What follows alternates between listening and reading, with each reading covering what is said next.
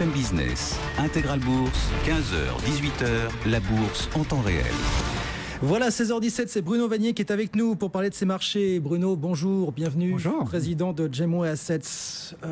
Voilà, est-ce qu'au 20 novembre, vous considérez que sur ce marché parisien, la messe est dite, il ne se passe pas grand-chose, Bruno? Des volumes en baisse de 20% depuis 15 jours. On sent que certains acteurs boudent un petit peu ce marché. L'année est terminée pour vous ou pas à Paris? Sur les marchés émergents, pas pratiquement. On est effectivement à quelques semaines de la fin de l'année. Oui.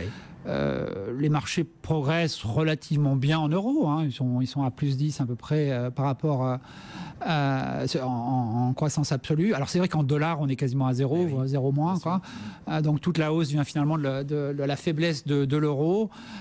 Finalement, pour un investisseur euro que sont les investisseurs européens, ça reste positif. Maintenant, qu'est-ce qui va se passer l'année prochaine? 2015, c'est une grande question, bien sûr. Comment vous les voyez cette année 2015 sur les marchés émergents, pour le coup? Est-ce on parle plus des émergents, Bruno? Malheureusement, c'est ça le problème, c'est qu'on se focalise beaucoup sur l'attitude des banques centrales américaines, européennes. On regarde à la limite ce qui se passe un petit peu en Chine, mais il y a des pays dont on parle peu. Beaucoup trop peu, peut-être, aujourd'hui. Comment est-ce que vous sentez? Alors, c'est vrai qu'on se focalise un petit peu sur ce que va faire la Banque centrale américaine, sachant que, même s'ils augmentent les taux d'intérêt, sans doute l'année prochaine, on ne sait pas trop quand, bien sûr, c'est un peu, comme dit Janet Yellen, data dépendant, c'est-à-dire si les données économiques sont en amélioration, finalement, ils monteront les taux. En général, quand ça se passe comme ça, c'est pas négatif pour les marchés d'actions et certainement pas pour les marchés d'actions émergentes. Quoi. Donc, on ne voit pas foncièrement un problème venant des États-Unis, d'autant que la croissance américaine a l'air plutôt bien orientée. Alors c'est sûr que la situation européenne est problématique, bien sûr, pour l'Europe en premier lieu, mais aussi pour les exportateurs émergents qui sont très liés à la conjoncture, pour certains qui sont très liés à la conjoncture européenne. N'oublions pas quand même que tout ça a des conséquences assez négatives sur le prix du pétrole, et ça, en général, c'est plutôt positif pour beaucoup de pays émergents. Alors pas pour les producteurs de pétrole et de matières premières. Vous dissociez émergent et émergent à ce stade. Absolument. Donc c'est sûr que d'un côté, on a la Russie qui est, au-delà des problématiques politiques, géopolitiques, est durement affectée par la baisse du prix du pétrole. On est en récession aujourd'hui, on sera peut-être sans doute en récession aussi l'année prochaine. L'ensemble du complexe matières premières, alors qui reste important dans les marchés émergents, dans certains marchés émergents, au Brésil, en Russie bien évidemment, tout ça s'est affecté relativement négativement, bien sûr par la baisse du prix du pétrole, mais aussi par la baisse du prix de certaines matières premières. Nous voyons que le prix du minerai de fer, par exemple, a quasiment divisé par 2 depuis un an. Forcément, c'est quand même très négatif pour les grands producteurs que sont Vale au Brésil ou Rio Tinto en Australie. Mais en même temps, les émergents, et notamment les émergents asiatiques, sont des gros consommateurs de matières premières. Donc ça, c'est clairement très positif pour eux. On est très, très positif sur un marché comme l'Inde, qui est une des meilleures performances cette année, mais dont on estime le potentiel encore très important pour l'année prochaine. Un marché difficile pour le coup. Marché difficile, certes, mais globalement, tout a à peu près bien marché cette année, donc on ne peut pas dire que ce soit très difficile cette année, mais effectivement, après la hausse, il faut être un peu plus sélectif dans ce marché, quoi. Mais quand même, on a une économie qui est en plein retournement, qui va sans doute doubler sa croissance au cours des 4-5 prochaines années. Donc ça, c'est quelque chose d'assez unique quand même. On n'a pas ça en Europe, clairement, quoi. On a d'autres pays dans les émergents, pas simplement l'Inde. Le Mexique devrait nous donner 3-4% de croissance l'année prochaine, comparé à quasiment 0 cette année. Le Mexique, oui, mais si on regarde des pays comme le Brésil ou la Russie, dont on a parlé, les prévisions sont quand même pas très... Alors ça pénalisera peut-être moins les Américains, alors que les grosses sociétés américaines sont moins exposées à ces pays qu'à l'Europe pour le coup, mais du côté de l'Europe, est-ce que ça risque pas aussi de procurer une nouvelle déception quand même dans les prochains... La Russie, c'est une source de déception bien sûr pour le marché russe, mais aussi pour l'économie ou les exportateurs européens. Regardez l'Europe, on a vu ce matin l'Allemagne, dont les exportations reculent désormais. Ça commence à emporter les stigmates quand même. Les Allemands exportent beaucoup en Russie, ils exportent aussi beaucoup en Chine. La conjoncture économique en Chine n'est pas très bonne aussi, ce qui n'est pas forcément négatif en l'occurrence pour le marché boursier chinois. On peut rentrer dans le détail là-dessus, mais globalement, effectivement, pour certains exportateurs européens, c'est pas très positif. Est-ce qu'on sous-estime pas encore les effets d'une récession du côté de la Russie sur l'Europe, sur l'économie européenne finalement? Parce qu'on voit dans les chiffres qu'on commence à effectivement emporter les stigmates.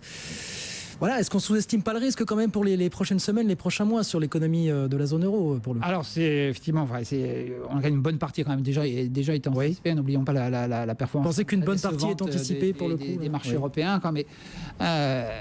Le pire n'est jamais sûr. Plus l'attitude de Vladimir Poutine qu'on peut pas prédire, voilà, dans ce genre de circonstances. Absolument. Enfin, là, au niveau, je dirais, au niveau macroéconomique, on est quasiment dans une situation la pire. Hein. On le voit bien par ne serait-ce qu'en regardant le marché boursier russe, hein, qui nous donne quand même une bonne idée de ce qu'est la situation économique et financière en Russie. On a eu des baisses quand même très très fortes et pas simplement sur les belles sociétés, hein, pas simplement sur les mauvaises sociétés. J'ai envie de dire sur l'ensemble de la bourse, on a le rouble a beaucoup baissé, donc alors même si certains titres sont pas très loin des plus hauts en rouble, en dollars, ils sont clairement plus bas. Donc là, on a quand même une anticipation des marchés financiers assez élevée qui prévoit quand même une situation économique difficile, quoi. Donc c'est Poutine qui va céder le premier? Non, il ne faut pas estimer que les Russes vont céder à la pression mondiale, parce qu'on n'est certainement pas Poutine qui est habitué à la douleur presque, hein. Après, cette situation économique est difficile, bien sûr, à anticiper. Je pense qu'on est quand même pas loin des pires aujourd'hui. Donc, on a un potentiel peut-être d'amélioration au niveau politique purement, sans doute important aujourd'hui, compte tenu compte tenu de la situation dans laquelle nous sommes aujourd'hui. Mais encore une fois, les émergents, c'est pas que l'Europe de l'Est et la Russie. Bien sûr. Je voulais parler. On a 2 minutes encore. Brésil. Dilma Rousseff. Qu'est-ce qui va se passer au Brésil maintenant? Voilà, on attend le deuxième souffle là, maintenant. Hein, quelque part, on est sorti de l'incertitude. Alors, bien sûr, le marché financier aurait préféré que ce soit Inácio Neves qui soit élu, un candidat plus libéral, plus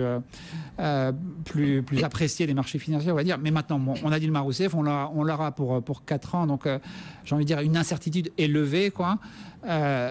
À mon avis, la situation quand même économique est préoccupante. Donc, on a un risque d'inflation important aussi, potentiellement un risque de dégradation de la note de S&P par S&P la note du Brésil. Donc, clairement, Dilma Rousseff peut pas faire n'importe quoi. Elle va annoncer là dans les heures, enfin dans les jours qui viennent, son ministre des Finances. Ça va donner le ton quelque part. Mais n'oublions pas quand même que quelques jours après le résultat des élections, la Banque centrale a monté les taux.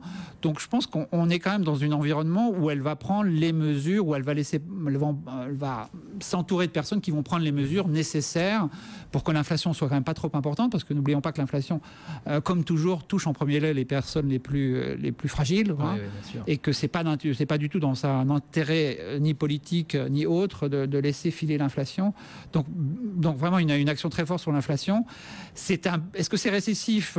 Pas vraiment. L'économie brésilienne est quasiment à zéro aujourd'hui, donc à mon avis, on aura encore une année prochaine qui sera difficile, et puis on aura sans doute une deuxième moitié prochaine et une année 2016 un peu meilleure. Et en amont, celui qui mène le jeu sur les émergents, la Chine.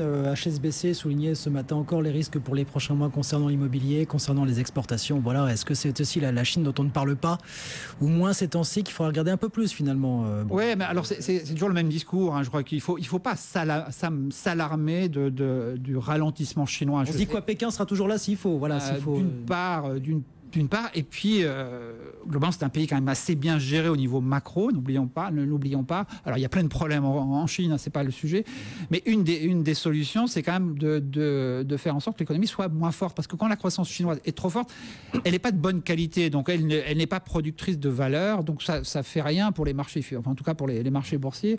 Donc clairement, en ce qui nous concerne, on n'est pas du tout pour une croissance très forte qui est consommatrice de capitaux et qui est même quelque part destructrice de capitaux.